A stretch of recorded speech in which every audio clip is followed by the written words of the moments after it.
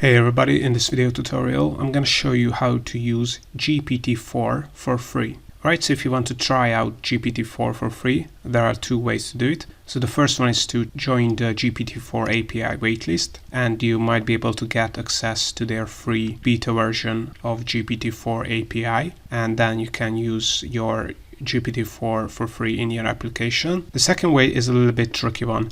As you can see, I can change the GPT 3.5 model, which is now the default model on ChatGPT, to the GPT-4 model.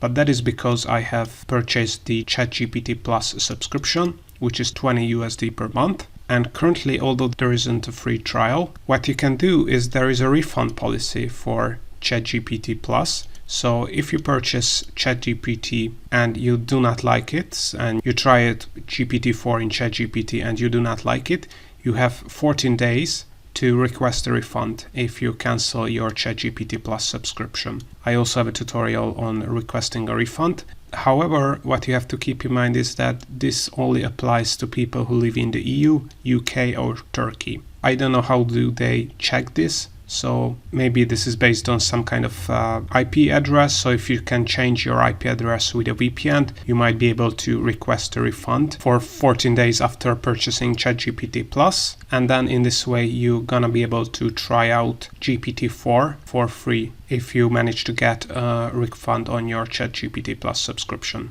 So currently, these are the two ways how you can try out GPT-4 for free inside ChatGPT or using the GPT API.